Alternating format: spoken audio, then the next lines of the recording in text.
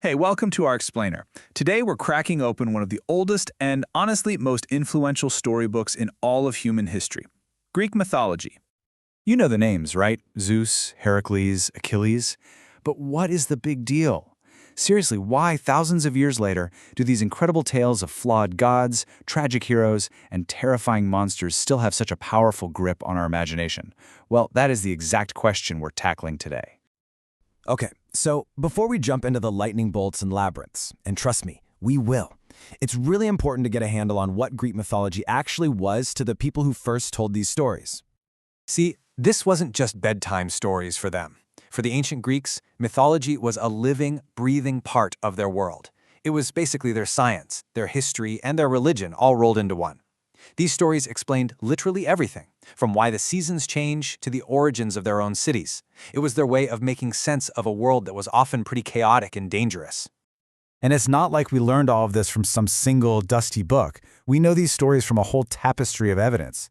You've got the huge, epic poems from literary giants like Homer and Hesiod, of course.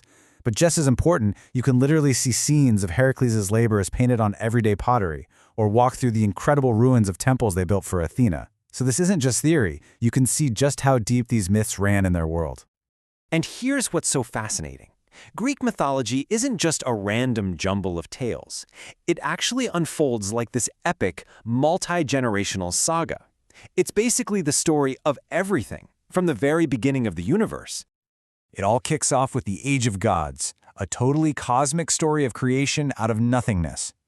And that's immediately followed by what you could call a divine family feud, where Zeus and his Olympian siblings violently overthrow their own parents, the Titans. Then, things get really interesting in the Age of Mingling, when gods and mortals are hanging out all the time. This leads to love affairs, some pretty awful punishments, and of course the birth of demigods.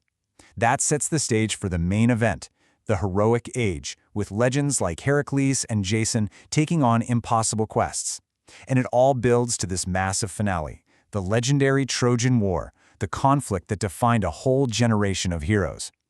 So, who are the main players bringing this epic drama to life? Well, the cast is basically split into two big groups, the divine and the human. And you've got the heroes acting as this incredible bridge right between them. And really, the difference between them is what makes these stories so good.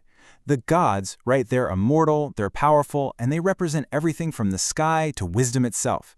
But, and this is key, they are so far from perfect. They're jealous, they're vengeful, they're petty. They basically reflect how chaotic and unpredictable life can be. The Greeks weren't trying to create moral role models here. They were exploring human flaws on a cosmic scale. The heroes, on the other hand, they're mortal. While the gods help explain the why of the world, the heroes give us this powerful record of human potential, struggle, and often tragedy. And at the absolute top of the divine food chain, you've got the Olympians, living up on Mount Olympus. Just think of them as the original, super-powered, deeply dysfunctional family. You've got Zeus, the king, throwing his thunderbolts around. His wife Hera, the long-suffering goddess of marriage. His brother, Poseidon, ruling the seas. And then their kids, like Athena, the goddess of wisdom who was born straight from Zeus's head, and Aphrodite, the goddess of love. Every single one of them governed a different slice of the human and natural world. Which brings us all the way back to our big question. Why should we still care? They're just old stories, right? Well, not quite. The truth is, their echoes are all around us, woven into the very fabric of our culture today. You know, this whole debate about the myths, it's not new. At all. In fact, even the ancient Greeks themselves argued about them. Philosophers like this guy, Xenophanes, were already pointing out how shockingly immoral the gods acted. This just goes to show that these weren't never simple fairy tales. They were always complex stories meant to be debated, interpreted, and challenged, which is a huge reason they've survived for so long. I mean, just look at our language. Their legacy is baked right into the words we use. Anytime we talk about a fatal weakness, we call it an Achilles' heel, a direct shout out to the great warrior of the Trojan War who is invincible, except for that one tiny spot. Or think about how we use their strategies. When we warn someone about a hidden threat that looks like a gift, we're talking about a Trojan horse. That comes straight from the clever, sneaky trick the Greeks used to finally conquer Troy.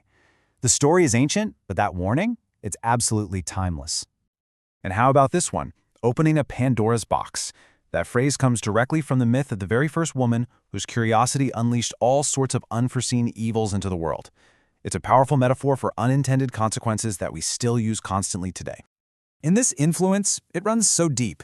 It's not just a few phrases here and there.